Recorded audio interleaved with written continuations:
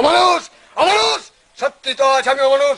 রাজ্যে তাকে হত্যা করেছি, ভাইকে হত্যা করতে এই গভীর অরণ্যে ছুটে এসেছি।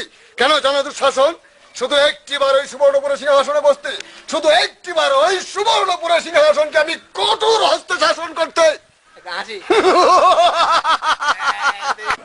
কে তুমি যুবক?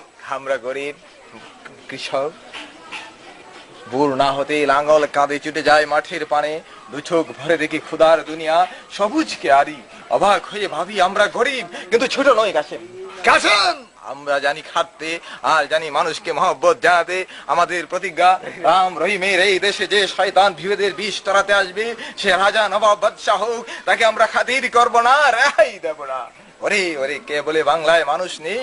কে বলে বাংলা রসাতলে গেছে?